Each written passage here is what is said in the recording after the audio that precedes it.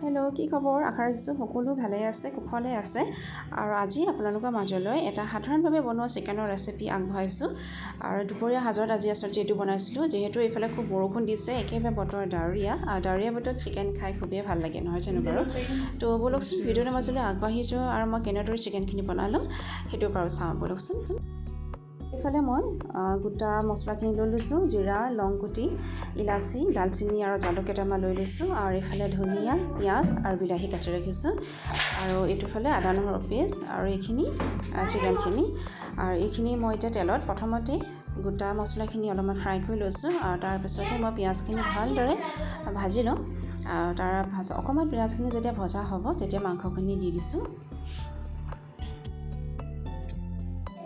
আৰু এইফালে মই মাংসখিনি নিমখ আৰু হালধি দি ভালদৰে লৰাই লৈছোঁ আৰু এইফালে যোনখিনি আদা নহৰু পেষ্ট পিচি ৰাখিছিলোঁ সেইখিনি দি দিছোঁ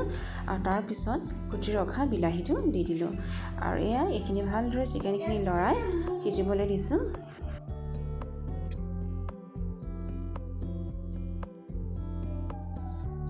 আৰু এইফালে মোৰ মাংস প্ৰায় সিজিবলৈ হৈছে মানে সিজিছেগৈ আৰু ইয়াতে মই যোনখিনি ধনিয়া ৰাখি থৈছিলোঁ তাত গোটা ধনিয়াখিনি দি দিছোঁ আৰু এনেকুৱা ছিজনত ধনিয়া দি খাই খুবেই ভাল লাগে আৰু এইফালে